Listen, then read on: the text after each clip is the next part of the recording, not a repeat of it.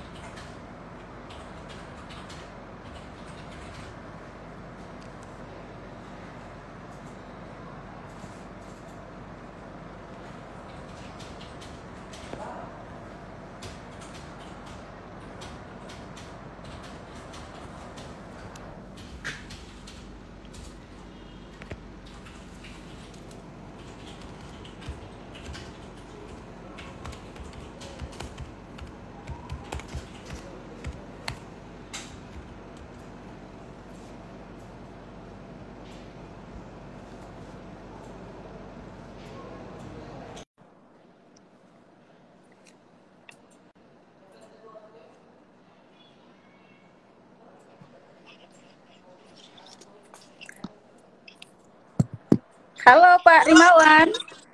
Halo Mbak, halo. Bisa dengar suara saya? Bisa, jelas ya. Iya. Monggo. Oke. Sudah jam 17.32. Kita bisa mulai ya. Siap, monggo. Ya. Oke, baik. Bismillahirrahmanirrahim. Assalamualaikum warahmatullahi wabarakatuh. Dan selamat sore menjelang malam untuk kita semua dan salam sejahtera. Nah, kali ini kita akan melakukan kegiatan terkait dengan acara ngobrol bareng. Jadi acara ngobrol bareng kita ini acaranya santai namun padat, dan topik yang akan dibicarakan juga nantinya itu adalah topik yang sederhana.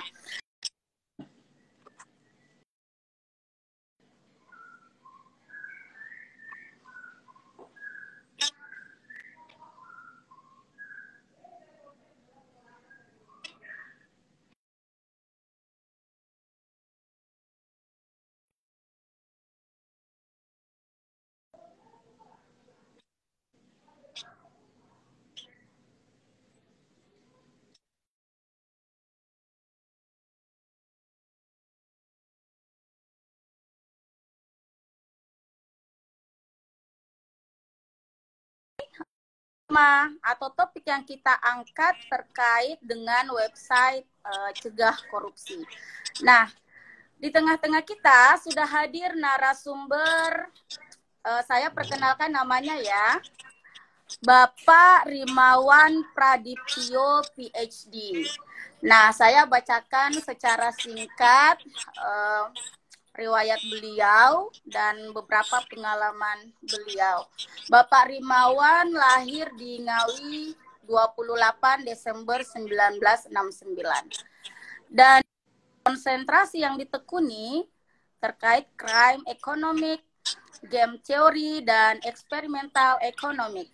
Nah, selain sebagai dosen di Fakultas Ekonomi dan Bisnis UGM, beliau juga pernah menjabat, ini ada beberapa nih, sebagai founder Sonjo, Sambatan Jogja, kemudian resource person pada Satgas 115 Anti Illegal Fishing Kementerian KKP, kemudian resource person pada Gerakan Nasional Penyelamatan Sumber Daya Alam KPK, Kepala Komite Transparansi Usaha Kementerian BUMN, Chef Ekonomik pada Komite Pengawas Persaingan Usaha. Beliau juga adalah dosen tamu, pernah di Turki pada tahun 2019, Australian National University Australia pada tahun 2015, University of Hiroshima Jepang 2014, kemudian ISG Clermont Graduate School of Management Prancis. Wow, luar biasa sekali nih perjalanan pengalamannya Pak Rimawan ya. Nah, teman-teman sekalian, oh ini juga ada Research Fellow Center for Criminal Justice Economic and Psychology University of York, United Kingdom. Aduh,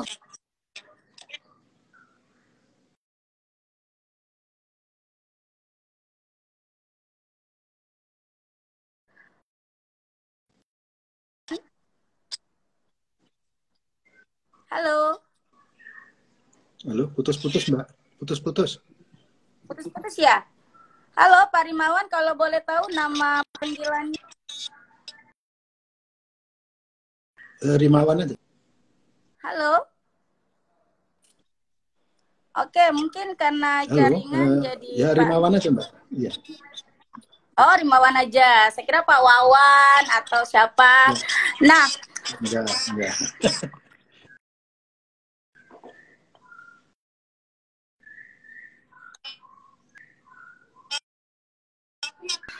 penasaran ini ingin mendengarkan sebenarnya website anti korupsi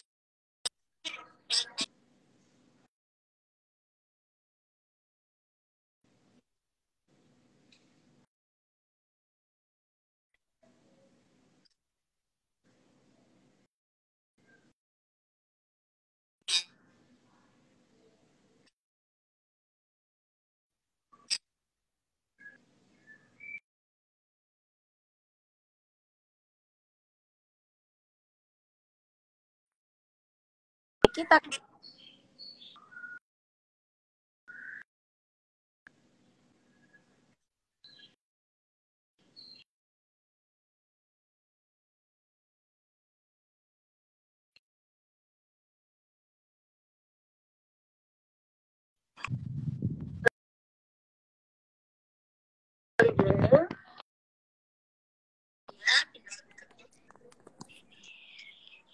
Halo Pak. Iya, masih putus-putus tadi. Saya kurang dengar yang dibicarakan. Pertanyaannya apa ya?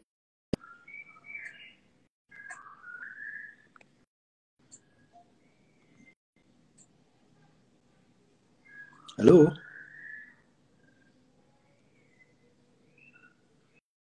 Halo?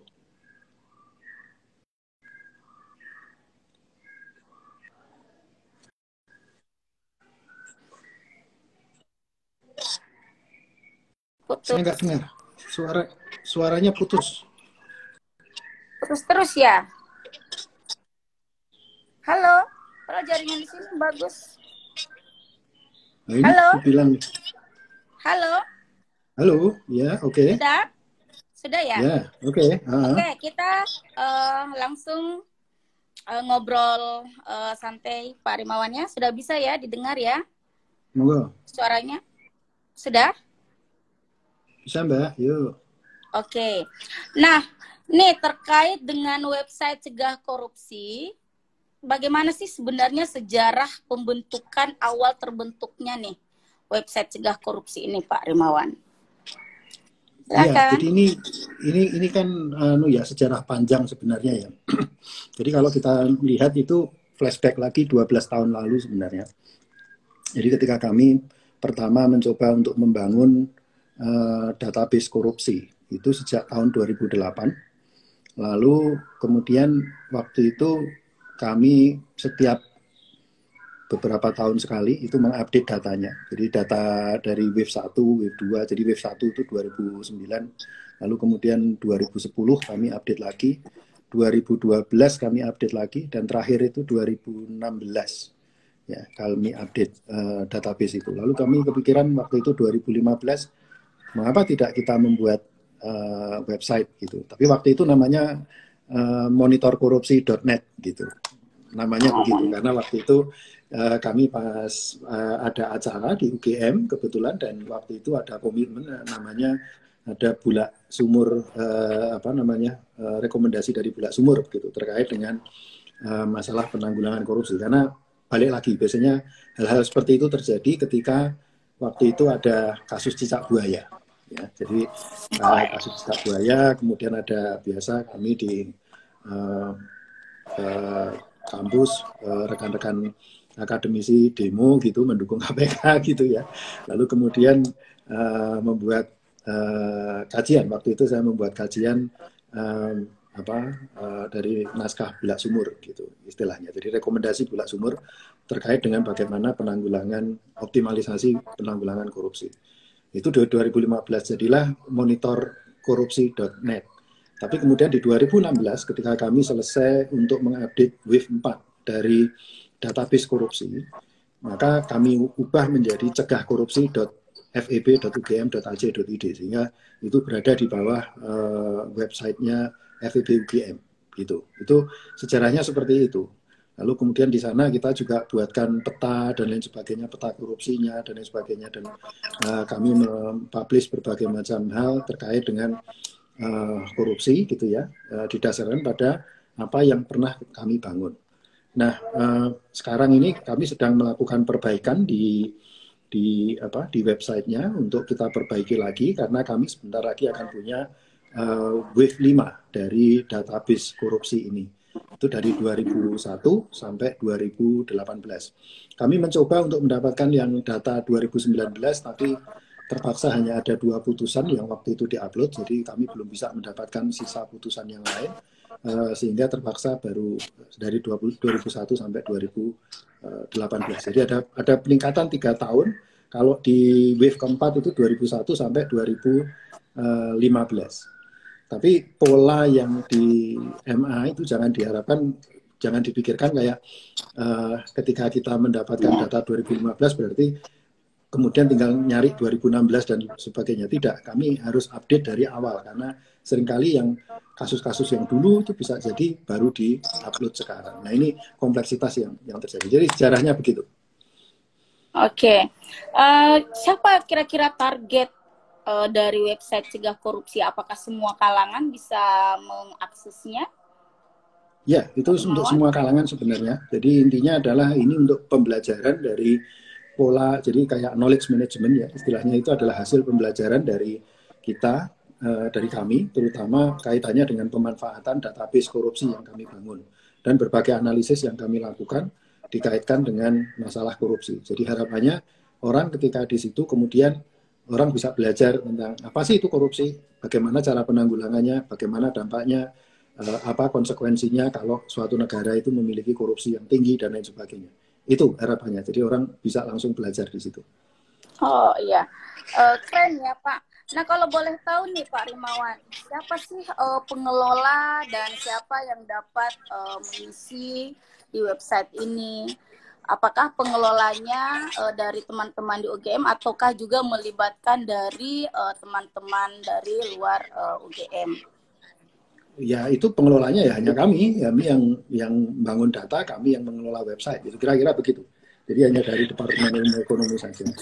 Jadi yang kami berikan kemudian adalah bagaimana hasil pembelajarannya, gitu. Ya, dan apakah semua orang bisa memasukkan data di dalam atau memberikan informasi misalnya mengisi website tersebut? Oh, nggak bisa ya? Tidak bisa, tidak. Karena kan kami harus menjaga dari sisi kemudian yang perlu dikembangkan itu adalah evidence-based policy. Nah, untuk evidence-based policy itu harus sampai pada datanya itu harus sampai data inkrah. Kita tidak bisa misalkan baru diangkat di media ada satu kasus misalkan bahkan orang di OTT saja itu tidak akan masuk di dalam data di dalam cegah korupsi karena yang kita cari kemudian adalah kita mencari pola dari bagaimana pola korupsi itu ketika sudah sampai pada tahap inkrah gitu. Lalu bagaimana pola yang berkembang di sana. Nah itulah yang kami pelajari itu di situ sebenarnya. Kalau kemudian masih levelnya masih pemberitaan dan lain sebagainya, itu sebenarnya tidak bisa dipakai untuk keperluan ilmiah karena itu belum selesai sebenarnya. Masalah itu belum selesai. Nah ini yang harus dipisahkan antara sistem pembelajaran ketika kita menggunakan pendekatan data-data yang sudah selesai, data yang sudah inkrah, dari sana kemudian kita baru cari pola-polanya. Jadi intinya sebenarnya adalah agak berbeda dengan pendekatan yang biasanya ada di Indonesia. Saya tahu umumnya penegak hukum di Indonesia itu tidak menggunakan pendekatan learning from offenders. Nah, kami menggunakan pendekatan learning from offenders. Kenapa menggunakan learning from offenders?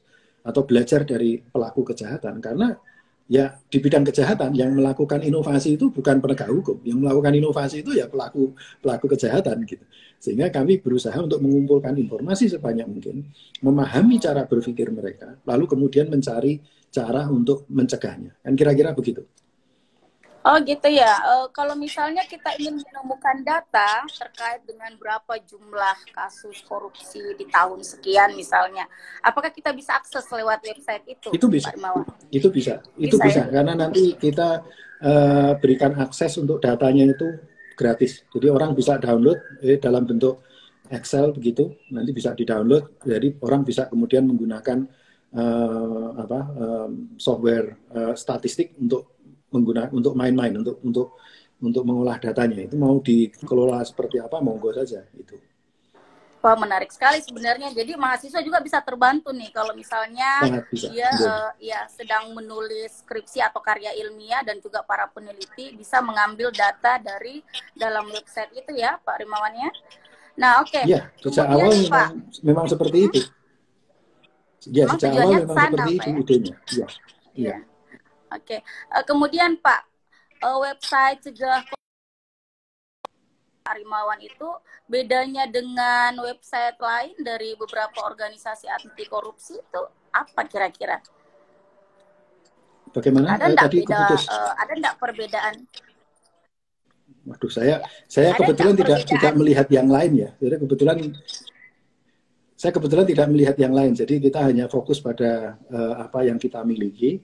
Lalu ya sudah, kita tampilkan apa yang kami miliki didasarkan pada sistem pembelajaran yang ada di kami dan pola metodologi yang ada. Saya tahu beberapa seringkali ada pemberitaan tentang korupsi dimasukkan, tapi kami membatasi itu karena itu belum selesai. Kalau hal belum selesai, belum inkrah, itu sebenarnya belum bisa dianalisis karena itu it can be anything, dan kita tidak ingin terjebak pada informasi yang sebenarnya masih crude gitu, masih kotor begitu, belum sampai pada putusan inkrah. Apapun tuh hasil inkrahnya ya, kita bisa aja setuju tidak setuju dengan putusan hakim, tapi itulah fakta yang ada di lapangan adalah seperti itu. Nah, biarkan data itu ada, biarkan fakta itu ada, kemudian dijadikan upaya untuk untuk melakukan perbaikan gitu. Oke, untuk teman-teman yang ingin bertanya bisa langsung ditulis di kolom chat, nanti saya akan bacakan pertanyaannya. Nah, sambil menunggu, saya mau tahu juga nih, Pak Rimawan nih, tantangan terbesar di dalam website ini apa? Apakah pernah mendapat kritikan atau misalnya data yang ditampilkan ternyata tidak sesuai dengan yang di lapangan, atau seperti apa? Pernah enggak mengalami itu? Atau misalnya ada kolom komentar, kolom enggak sih, kebetulan tidak ya. Enggak, jadi ya aman-aman saja selama ini gitu. Biasanya nanti ada yang minta data, jadi kalau dulu datanya kita berikan on request, jadi kalau ada orang mau riset itu sudah bisa dikirimkan kepada kami gitu.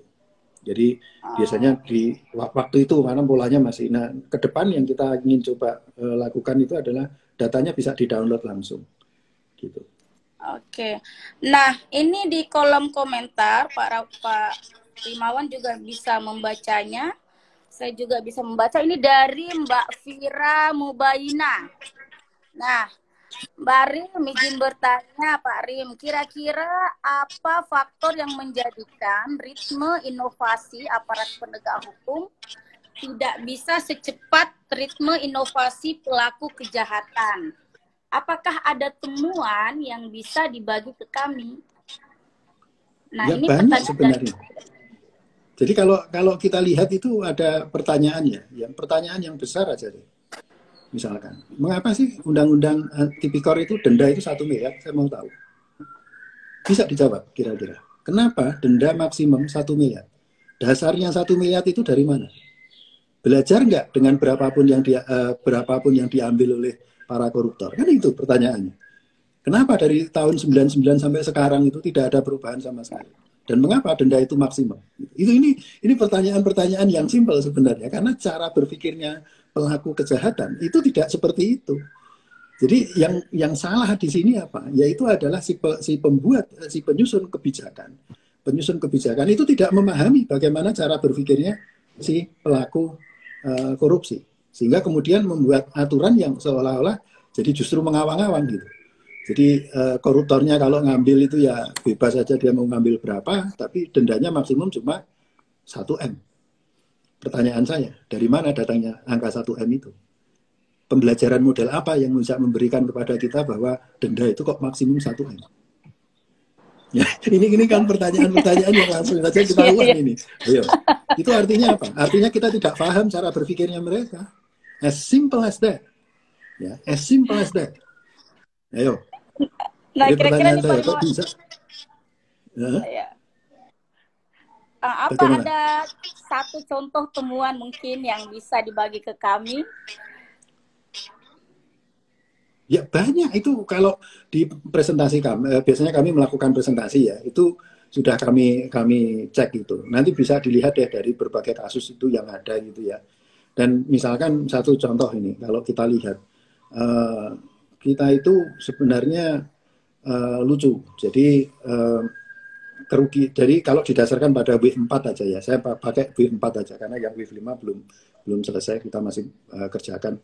Nah, itu yang menarik adalah begini. Biaya kerugian keuangan negara yang hilang itu adalah 203,9 T. Ya, dari 2001 sampai 2015. Hukuman denda, uang pengganti kalau digabungkan ini semuanya berapa itu? Hanya 21 T atau cuma 10%. Kok bisa? Terus yang nanggung sisanya siapa? Yang nanggung sisanya adalah para pembayar pajak yang budiman. Siapa itu? Ya, Bapak Ibu sekalian, ya. Selama Bapak Ibu sekalian membeli, mungkin Bapak Ibu sekalian mengatakan, loh saya tidak punya NPWP, saya nggak bayar pajak. Siapa bilang Bapak nggak bayar pajak? Bapak beli buku apapun yang barangnya baru itu ada PPN-nya. Jadi siapapun yang membeli barang yang baru itu pasti membayar pajak. Nah, kalau kurang kemudian yang bayar siapa? Kalau kurang kita nggak bisa bayar. Yang bayar anak kita, cucu kita. Jadi siapapun Bapak Ibu sekalian yang sekarang ini sudah punya anak tapi belum punya cucu, yang sudah punya cucu tapi belum punya cicit, pahamilah, cucu Anda, cicit Anda akan terbebani oleh korupsi. Waduh, saya jadi merinding. Jadi saya jadi merinding mendengarnya nih Pak Rimawan. Saya nanti mau itu faktanya begitu. Nanti bisa dibagikan, ya. Nanti bisa dibagikan alamat linknya Pak, supaya semua teman-teman yang hadir di sini bisa mengakses dan kami juga bisa menyampaikan ke teman-teman yang lain. Nah, di sini ada lagi pertanyaan. Ya. Nah, di sini ada lagi pertanyaan Pak Rimawan dari Ibu Husaima dari KMA. Apakah data yang tersedia dalam website ini sudah data terpisah berdasarkan jenis korupsinya? Belum, karena ini susah, Bu. Jadi korupsi itu sebenarnya kalau kita lihat ya, itu kami cuma yang, jadi gini perbedaannya. Kalau di website, kalau versi yang dulu, itu hanya kami katakan ini salah atau tidak bersalah. Yang sekarang itu ada tuntutannya. Jadi tuntutan primer itu apa, tuntutan sekundernya apa. Lalu yang disalahkan itu di tuntutan yang primer atau sekunder. Nah nanti ada di sana ada pasal-pasalnya. Jadi pasal apa saja yang digunakan, itu ada. Nah, kalau jadi itu kemudian kami biarkan begitu saja agar kemudian para peneliti memiliki kebebasan, bukan kami yang menentukan. Karena kalau kami yang menentukan itu agak susah, Bu, jujur aja. Karena seringkali di dalam satu korupsi gitu ya, itu ada beberapa hal. Jadi ada penggelapan, tetapi juga ada bribery. Nah itu kan jadi nggak mudah ya. Jadi kalau mau menggolongkan biasanya kan bribery, extortion, penggelapan, atau misalkan gratifikasi gitu. Tapi kalau ini multiple, itu kan jadi masalah kemudian ketika ketika kami yang harus memisahkan. Jadi tidak kami pisahkan, tetapi di sana ada tuntutan primernya apa, tuntutan sekundernya apa, sehingga kami berikan keleluasaan bagi para peneliti itu untuk menentukan kemudian. Oke. Nah, kemudian nih Pak, untuk bisa masuk atau registrasi di sistem ini itu kayak gimana? Apakah kayak seperti website lain? Tidak perlu, cuma visit aja. Ya. Yang langsung tidak perlu registrasi. Ya? Ya. Oh, berarti tidak perlu lagi. Hanya saja nanti ketika nggak perlu, semua orang bebas, dan ketika nanti misalkan datanya bisa diakses ya dan digunakan, itu kami persilahkan. Hanya saja itu harus mendaftar. Kalau untuk mendownload itu harus mendaftar dulu. Kenapa? Karena kami ingin tahu siapa yang menggunakan untuk keperluan apa. Dan nanti ada kewajiban, yaitu adalah ketika artikel ataupun juga risetnya itu sudah dipublish, itu untuk memberikan link URL publikasinya. Hanya itu aja. Tapi sisanya kami tidak, dari sejak awal tidak pernah ngecas apapun. Gitu. Oke. Nah, gini Pak, apakah pemerintah sebaiknya ikut terlibat nih dalam mengelola website yang sudah digagas oleh Pak Arimawan? Atau kayak gimana tuh? Jadi gini, saya dulu pernah kerja di Inggris ya, cukup lama kerja di Inggris, klien saya peneliti di Inggris, kebetulan penelitian saya di bidang research center saya di University of York itu terkait dengan penanggulangan kejahatan. Nah, sebenarnya saya membangun database ini karena ya bagi ekonom tanpa ada data yang sifatnya kuantitatif itu nggak bisa gerak. Data kualitatif bisa, tetapi kita agak kesulitan karena kita ingin melihat sesuatu yang besar. Nah, kalau di negara-negara maju itu data tentang semua data terkait dengan kejahatan itu terbuka, ya. Banyak sekali di sana, tetapi aksesnya memang dibatasi. Jadi aksesnya hanya kepada orang-orang yang memiliki kualifikasi untuk di bidang riset seperti itu. Jadi saya dulu pernah pegang misalkan data dari pemerintah Inggris gitu terkait dengan data kejahatan gitu. Tapi itu bisa dilakukan kalau saya mendapatkan security clearance istilahnya. Ada security clearance, ada levelnya. Gitu. Nah, saya yang paling bawah ya, karena saya orang asing dari dapat yang paling bawah. Tapi dari sana itu dapat informasi yang sangat kaya sekali. Nah, dari situlah kemudian kita mengeksplorasi dengan berbagai teknik statistik, kemudian untuk melihat banyak hal.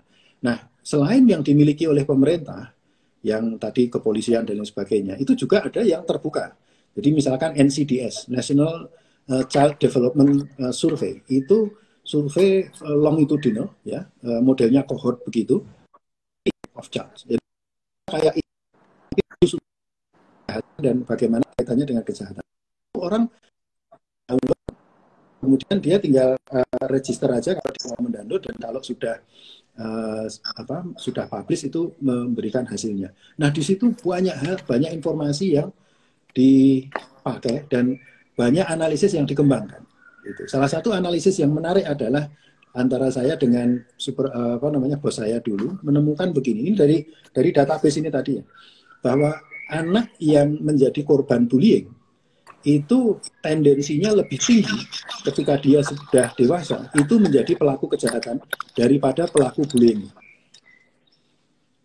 Itu dari mana? Itu karena kita bisa menginterface dua database yang berbeda antara data yang sifatnya cohort seperti itu. Dan ini sangat menarik. Sehingga kemudian apa yang dilakukan pemerintah Inggris kalau sudah dengan bullying itu tidak ada istilahnya mereka sangat serius untuk menanggulangi bullying. Kenapa? Karena kalau kita bisa menurunkan angka bullying sekarang, sebenarnya bisa menurunkan angka kejahatan di masa yang akan datang. Nah, hal-hal seperti ini bisa kita pelajari. Itu kalau di negara maju. Di Indonesia ada datanya, tidak ada. Pemerintah punya apa? Kira-kira punya keinginan membangun itu? Enggak juga gitu. Jadi akhirnya gimana? Ya sudah bangun sendiri, nggak ada datanya kok gitu kan. Orang nggak care dengan data, ya sudah kita bangun sendiri. Jadi jujur aja sebenarnya wave 1 sampai wave 4 itu kami danai sendiri. Sampai di tahun 2016 itu saya merasa dolim juga kepada keluarga saya begitu, karena pada titik tertentu uang saya habis untuk membuat data, tapi kemudian saya berpikir loh kalau gini terus-terusan lah anak saya, istri saya itu haknya jadi gimana? Ini jadi keliru ini karena saya tidak fokus pada mereka. Itulah kemudian saya berhenti sampai di situ. Nah, alhamdulillah untuk wave 5 ini ada AIPC. Saya terima kasih pada AIPC yang kemudian berkenan untuk mendanai kelanjutan dari database korupsi ini sampai kemudian kita bisa mendapatkan database korupsi wave 5. Oke, menarik sekali sebenarnya ya, ini sebuah inovasi, salah satu inovasi dalam upaya untuk mencegah korupsi ya, agar Indonesia kita Iya. ini bisa bebas dari korupsi.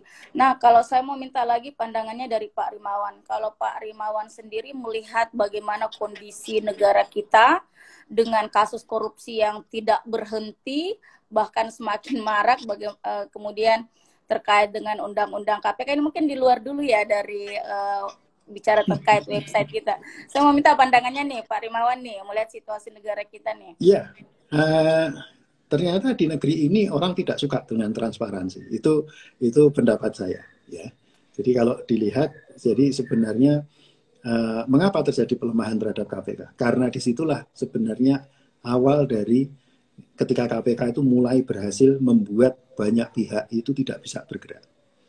Dan itu salah satu keberhasilannya justru di bidang pencegahan. Apa itu?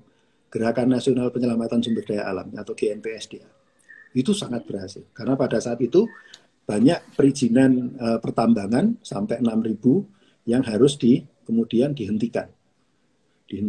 Dan itu harus diregister ulang dan semuanya harus memenuhi persyaratan-persyaratan yang ada.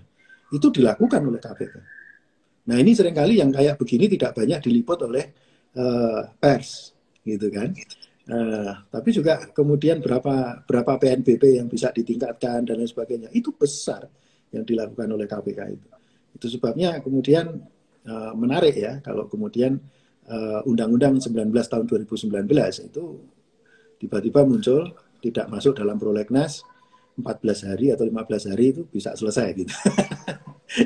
itu menarik sekali gitu ya. Kok bisa seperti itu? Jadi yang menarik di Indonesia adalah sampai tahun 2019 negeri ini menjadi percontohan untuk dua hal.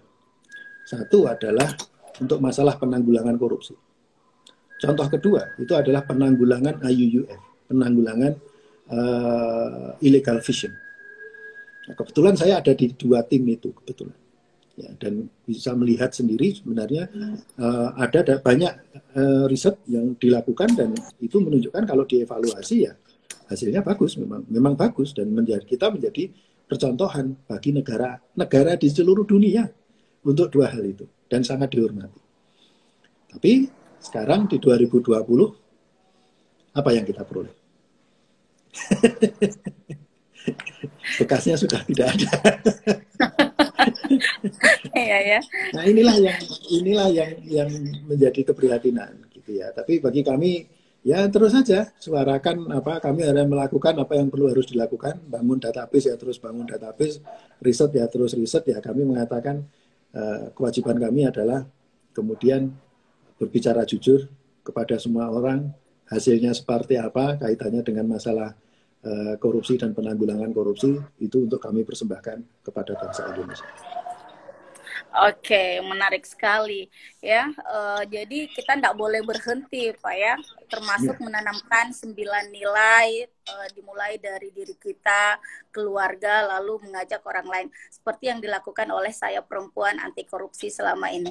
Nah, kembali terkait dengan data atau website ini, apakah data yang dimunculkan itu berdasarkan penelitian dari teman-teman pengelola ataukah bekerja sama dengan misalnya mahasiswa atau lembaga penelitian lain yang ada di Jogja misalnya atau di provinsi lain, Pak? Kalau data selama ini kita baru ya data ini dasarnya hasil putusan ya, putusan pengadilan yang sudah inkrah. Itu bisa di pengadilan negeri, pengadilan tinggi, bisa di MA atau juga di pengadilan di PK. PK itu peninjauan kembali gitu. Nah, sekarang ini sudah banyak yang rekan-rekan dari universitas lain yang menggunakan. Nah, ini monggo saja. Cuma kami belum menghubungkan dengan hasil riset mereka. Itu saja sayangnya. Tapi ini akan kita lakukan untuk 2000 yang data terbaru nanti. Meskipun data kami yang 4 saja itu sebenarnya sudah menghasilkan 1 PhD kalau nggak salah. Ada satu rekan di doktoral di ANU, Australian National University, yang menggunakan data kami, lalu kemudian ditambahi dengan data yang lain, digabungkan dengan data yang lain oleh beliau, dan alhamdulillah beliau sudah lulus doktoral saat ini. Nah, beberapa paper juga sudah terbit sebenarnya di beberapa jurnal yang itu menggunakan database kami. Jadi mungkin ke depan kami perlu nge-trace lagi nih paper mana saja, kemudian kita berikan di website. Gitu. Agar rekan-rekan juga bisa melihat. Ya. Oh iya, mungkin juga bisa ke depannya Pak melibatkan mungkin mahasiswa atau lembaga-lembaga riset biar bisa turun bersama. Jadi tidak hanya hasil putusan dari pengadilan, tapi juga mungkin ada hasil penelitian, data-data dari hasil penelitian yang dimasukkan di website itu. Bisa begitu ya Pak Rimawan? Kalau seperti itu, pertanyaannya adalah datanya dasarnya apa dulu?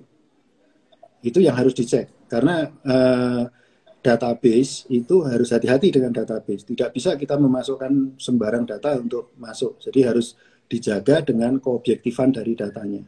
Jadi pertanyaannya kalau ada riset lain yang melakukan, pertanyaannya itu satu, itu datanya sepadan enggak? Misalkan di level individu ini yang mereka di level apa? Kemudian yang kedua, apakah kemudian ini ditunjukkan di level apa gitu? Apakah sudah, kalau itu putusan pengadilan sudah inkrah atau belum?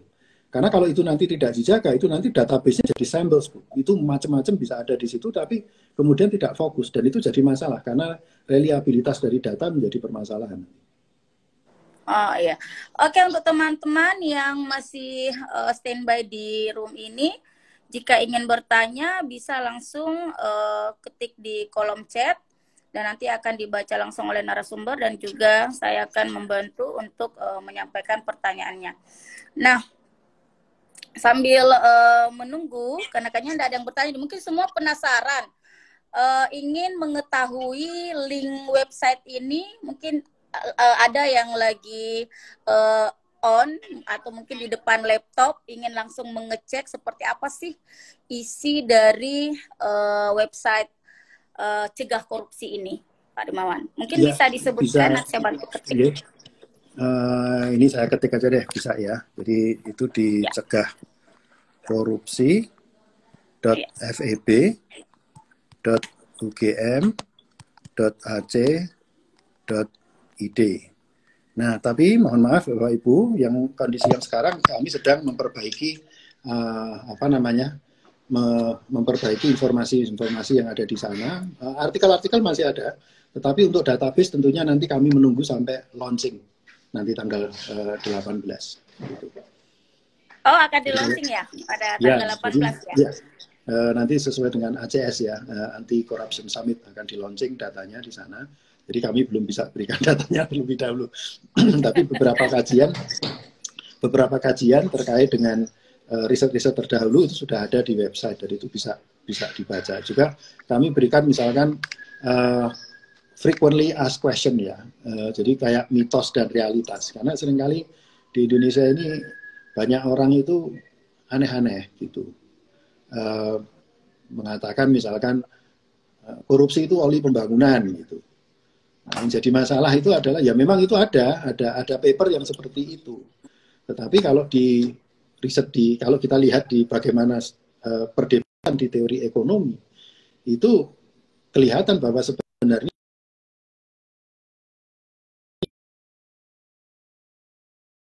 menghambat pembangunan kan gitu. Jadi kalau ada orang mengatakan korupsi itu kemudian gembar-gembar ke sana kemari, korupsi itu adalah ya, saya cuma bilang aja kurang lengkap, Pak. Jadi Bapak kurang baca itu. Jadi istilahnya itu tidak mengikuti ikro kan gitu. Tidak baca. Iya, Pak Rimawan, untuk anak muda kita saat ini atau milenial dalam memanfaatkan media sosial, kira-kira mereka bisa enggak diajari juga cara membuat website seperti ini agar website ini bisa lebih pandai, Mbak. Untuk pandai kami malah justru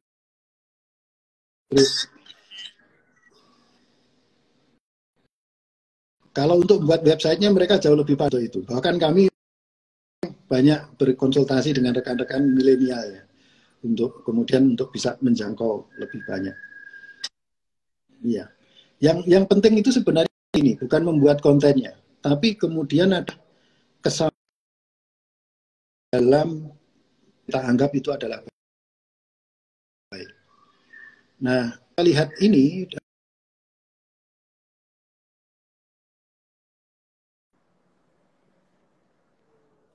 2 tahun. Kita berbicara 12 tahun. Jadi kita bicara database itu adalah perjuangan 12 tahun. Berhenti? Enggak. Gitu. Selesai? Belum. Gitu. Nah, itu yang biasanya yang jadi masalah di Indonesia. Karena di Indonesia biasanya kita nggak telaten. Kita inginnya serba cepat. Menurut saya, lupakan yang pengen serba cepat. Tidak ada yang cepat di dunia. Anda harus mengikuti proses. Lakukan proses itu terus-menerus. Tapi terus. Ya, tidak pernah berhenti. Nah, fakta di lapangan adalah sebenarnya kalau kita melihat sejarah, keberhasilan itu justru dari kegigihan itu. Bukan keinginan untuk semuanya serba cepat, serba besar. Tidak ada. Anda ingin serba cepat, Anda ingin serba besar. Bisa. Tapi membutuhkan resources yang jauh lebih besar. Kalau kita kemudian tidak punya resources, logis nggak kemudian bercita-cita jadi punya sesuatu yang besar dan cepat? Ya nggak logis. Ada hukum di dunia ini yang harus diikuti. Yaitu adalah hukum berproses tadi. Jadi kalau cara saya nggak punya duit, nggak punya resources, ya gimana? Ya udah, bisanya begini ya kita garap begini. Besok kerjain lagi, gitu. Tapi tidak pernah berhenti, gitu.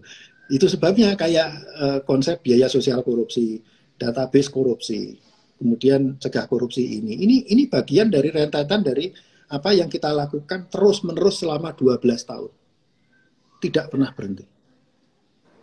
Nah, itu yang sebenarnya perlu ditanamkan di Indonesia. Kayaknya kebanyakan di Indonesia ini inginnya serba cepat, serba besar begitu ya, tapi tidak pernah melihat kita punya resources nggak. Nah, hukum di dunia itu nggak bisa kayak begitu. Di mana Anda punya resources itu akan menentukan di mana Anda akan bisa besar atau tidak. Kalau tidak bisa cepat, ya lakukan pelan-pelan selama kita masih terus melakukannya. Itu jauh lebih penting daripada pengennya serba cepat dan serba besar, tapi kemudian setelah itu kehabisan tenaga. Bukan di situ. Perjuangan bukan di situ. Perjuangan adalah terletak pada persistensi dan kegigihan. Ya, betul sekali. Iya, menarik sekali sebenarnya Pak Rimawan. Kita coba cek di kolom komentar. Mungkin juga teman-teman selain bertanya, mungkin bisa memberikan masukan ya untuk perbaikan website ini ke depan agar lebih baik lagi. Belum ada ya? Halo? Mungkin teman-teman sebagian sedang mengutak-atik website yang tadi sudah disampaikan oleh Pak Rimawan. Tadi nama linknya itu cegahkorupsi.vape.ugm.ac.id. Ini ada nih pertanyaan nih dari Mbak Winnie. Pertanyaannya, seberapa besar sih minat masyarakat untuk mengakses dan memanfaatkan website ini, Pak Rimawan? Ya, ini sebenarnya cukup besar juga ya. Cuma ini saya minta maaf terlebih dahulu karena ada periode di mana di tahun 2019 itu kalau tidak salah ada perbaikan besar-besaran dari UGM. Karena ini kan websitenya ada di UGM. Lalu kemudian di situ sempat terputus gitu. Tapi dulu kita punya data sebenarnya terkait dengan siapa yang mengakses. Jadi sampai pertengahan 2019 itu pernah kita bisa mendapatkan data yang cukup solid ya sebenarnya. Siapa yang menggunakan dan sebagainya. Dan itu ternyata banyak dipakai. Terutama ketika rekan-rekan mau belajar atau mau membuat misalkan konten-konten terkait dengan anti korupsi. Itu banyak sekali kemudian menggunakan analisis-analisis yang kami lakukan. Gitu. Oke. Nah, kalau di website ini kan tadi kita tidak perlu registrasi, tapi tinggal mengunjungi. Nah, sampai di tahun 2020 ini, kira-kira jumlah pengunjung itu sudah mencapai berapa, nah, Pak? Itu yang jadi masalah karena tadi pernah ada episode itu kemudian ada penataan website di seluruh UGM dan itu yang kami lose track, Mbak, kehilangan track ketika itu. Tapi dulu pernah ya itu yang sangat disayangkan. Kemudian kami harus register lagi untuk membuat lagi dari scratch. Nah, ini pernah ada periode seperti itu sebenarnya. Ya. Itu yang Nah, ya, kalau untuk sosialisasi website ini Pak sudah sampai di mana kalau terkait dengan sosialisasi ya paling kita share aja di medsos, model-model kayak gitu ya. Kalau juga ketika misalkan kita bicara tentang training, biasanya kami berikan sumbernya untuk ngecek di database korupsi, dicegah korupsi dan lain sebagainya. Itu yang biasanya kami berikan. Nah, oke. Ini juga bagian dari sosialisasi ya, karena tadi sudah disampaikan. Nah, mungkin teman-teman yang baru bergabung atau yang sejak tadi bergabung bisa mengecek dan melihat link yang tadi sudah dibagikan untuk melihat seperti apa sih apa isi dari website ini, bagaimana data-data, bagaimana untuk pengetahuan, sumber pengetahuan teman-teman, khususnya mereka yang meneliti, karena kayaknya di sini ada juga beberapa teman-teman yang mahasiswa, yang sementara S2, mungkin kalau punya keinginan untuk menulis tentang korupsi, ini bisa mengambil data dan beberapa informasi yang ada di dalam website ini. Nah, selain sisi positif dari website ini atau kelebihan-kelebihan dari website ini, kalau menurut Pak Rimawan sendiri sebagai pengelola, apakah masih ada yang perlu dibenahi atau diperbaiki? Mungkin masih ada kelemahan yang ingin diperbaharui kembali dari website ini, Pak? Banyak Mbak, terutama dari sisi datanya ya, karena data yang pertama yaitu adalah selama ini memang tidak mudah untuk mengakses data. Jadi mengumpulkan data itu nggak mudah. Kadang ada yang di wave 4 tapi belum tentu ada di wave 5. Itu kalau kita download itu kemudian link putusannya itu kadang hilang gitu ya, kadang nggak ada. Atau yang muncul kemudian adalah kasus perceraian gitu. Itu terjadi. Nah, hal-hal yang kayak begitu, sehingga kemudian yang perlu kemudian menjadi perhatian kita bersama sebenarnya adalah bagaimana kultur data sebenarnya, kultur memahami data itu di semua kementerian dan lembaga, dan juga bagi para peneliti, ya, karena pola penelitian korupsi seperti yang kami lakukan ini tidak lazim kalau di oleh teman-teman Fakultas Hukum. Biasanya mereka tidak akan menggunakan data-data seperti ini. Mereka mainnya adalah di level dari perkara ke perkara. Sementara ekonom melihatnya dari sudut agregatnya, kemudian melihat pola perilakunya. Nah, ini seringkali sebenarnya jujur ya, saya katakan ya, membangun database korupsi ini adalah pengalaman yang paling pelik yang pernah saya alami selama karir saya. Kalau kita membangun database. Jadi kalau orang ekonomi itu awalnya dulu di wave 1, wave 2, saya masih menggunakan pola berpikirnya ekonom. Yaitu adalah ekonom itu begini. Kalau membangun data itu tuntas. Misalkan kita bicara tahun 2010. Ya sudah, data 2010 itu semua diambil lalu dipublish di situ meskipun ada lag 2 tahun. Jadi katakanlah data 2010 itu adalah kita bisa upload nanti dilakukan riset itu di 2012. Tapi selesai di situ. Sehingga tahun 2011 itu tidak ada lagi data yang sebelum 2010 itu nanti yang akan ditampilkan. Nah, yang ini beda gitu. Setiap kali, jadi di wave 1 dan wave 2 itu saya belum mengetahui. Baru di wave 3 saya baru memahami bahwa banyak putusan-putusan yang di masa lalu itu baru bisa 7-8 tahun kemudian. Dan itu menyebabkan setiap kali kami akan melakukan melakukan perbaikan, ya, melakukan updating, itu harus memulai updating itu dari 2001. Gitu.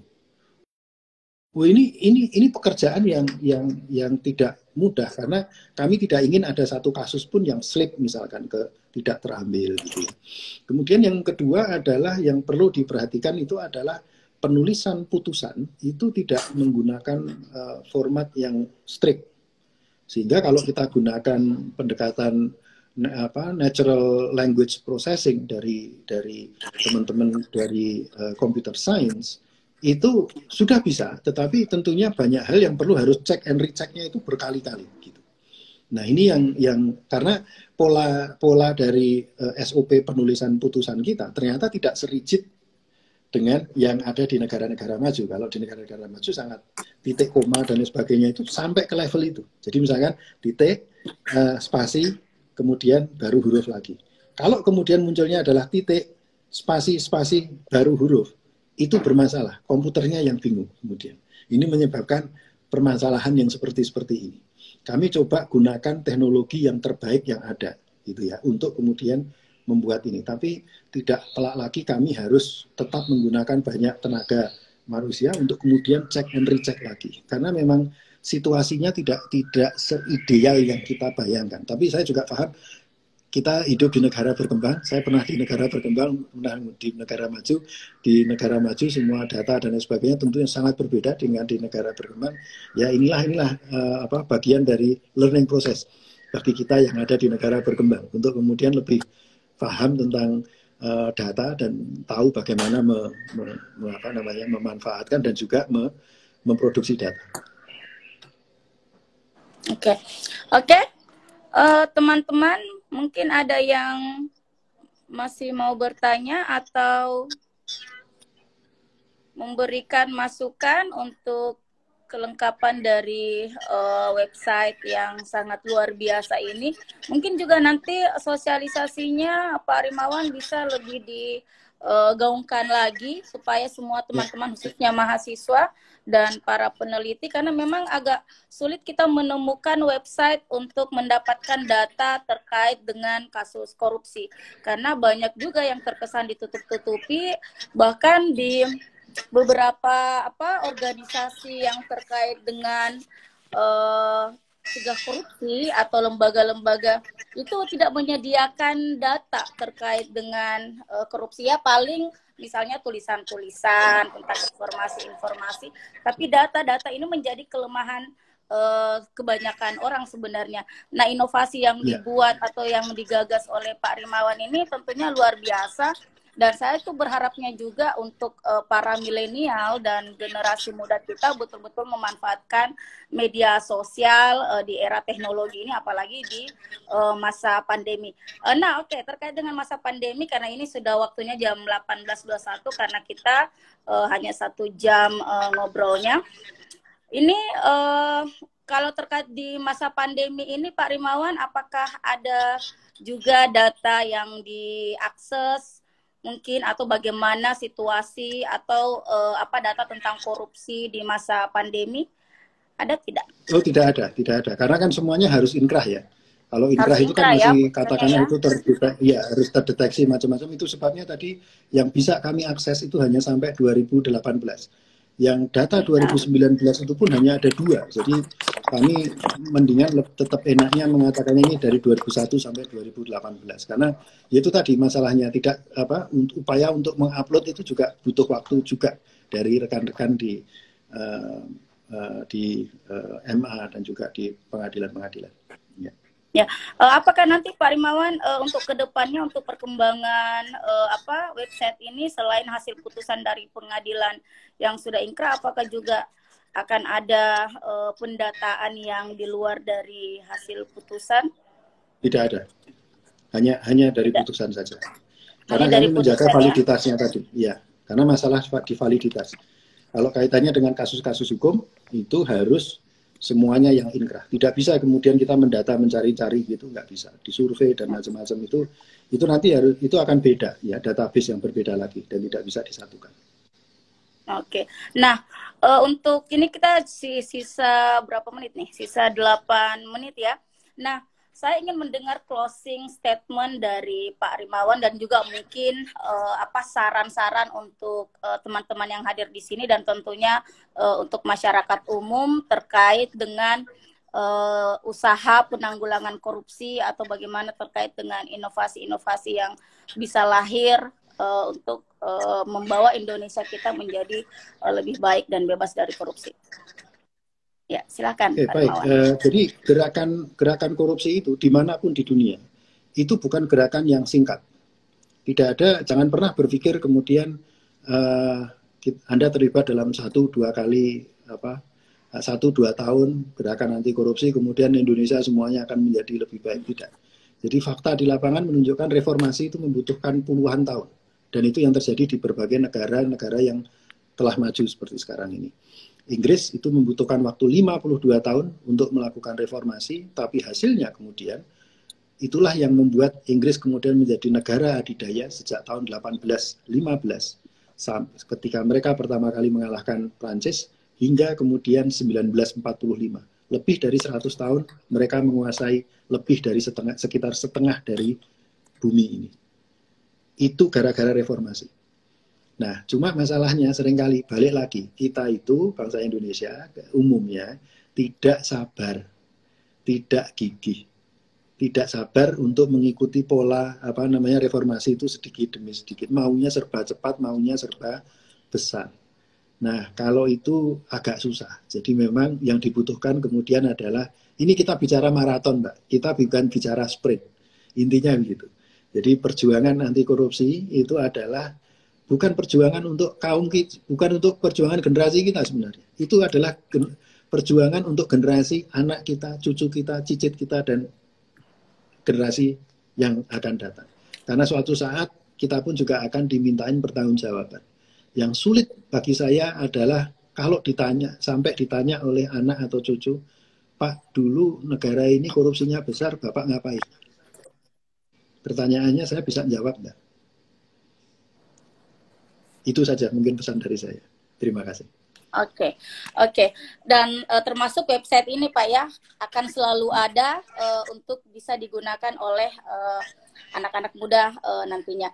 Nah, jadi berarti upaya mencegah korupsi ini memang butuh inovasi, perlu inovasi secara kontinu atau terus-menerus, termasuk memanfaatkan data yang tepat ya Pak. Kalau tadi di website ini tuh berdasarkan hasil putusan dari pengadilan yang sudah inkrah. Kemudian juga tadi catatan penting dari Pak Rimawan bahwa situs ini diharapkan dapat mendukung usaha penanggulangan korupsi di Indonesia demi masa depan Indonesia yang lebih baik. Dan juga harapannya Pak Rimawan untuk para milenial kita atau anak-anak muda kita khususnya di masa pandemi, mari kita manfaatkan media sosial di era teknologi yang positif. Tidak perlu menyebar informasi yang tidak jelas atau yang tidak menguntungkan. Nah, mungkin sampai di sini kegiatan kita atau acara ngobrol bareng kita, yang dimana acara ini bagian atau rangkaian dari kegiatan Anti Corruption Summit. Dan saya kembali mengingatkan kepada teman-teman bahwa acara ngobrol bareng ini tidak berakhir di sini, dan tentunya juga bertemu dengan Pak Rimawan tidak terakhir di tempat ini Pak ya. Mudah-mudahan kita masih bisa bertemu di tempat dan di waktu yang lain. Nah, saya mau mengajak kembali kepada teman-teman semua dan yang masih bertahan di room ini bahwa kegiatan acara ngobrol bareng kita itu masih ada masih ada lanjutannya pada tanggal 13 November di waktu yang sama pukul 16.00 dengan tentunya dengan topik yang berbeda. Insya Allah untuk topik ketiga itu terkait dengan perempuan dan anti korupsi dan dengan narasumber yang kece juga seperti Pak Rimawan. Ini adalah mantan komisioner KPK Bapak Profesor Laude Syarif dan akan dimoderatori oleh Ibu Darwini atau Ibu ini yang juga kece ya dari agen Saya Perempuan Anti Korupsi Indramayu. Nah, jadi jangan tinggalkan atau jangan lupa untuk ikut di kegiatan kita selanjutnya.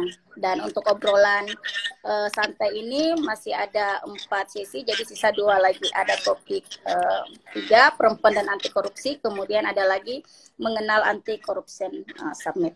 Itu saja mungkin dari saya. Terima kasih atas waktu dan kesempatannya. Kalau untuk di wilayah Gorontalo, Pak Rimawan, ini sudah lewat waktu sholat. Kalau di Jakarta mungkin masih jam 17:28.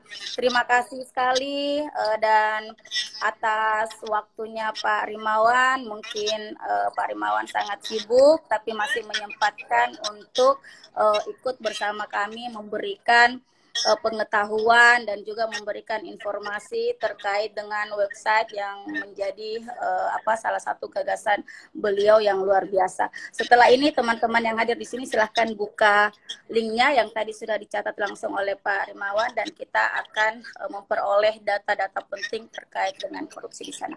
Terima kasih saya Rimo, Pak Rimawan ya, enggak apa-apa ya. Makasih Pak Rimawan. Sampai ketemu lagi. Assalamualaikum warahmatullahi wabarakatuh. Waalaikumsalam.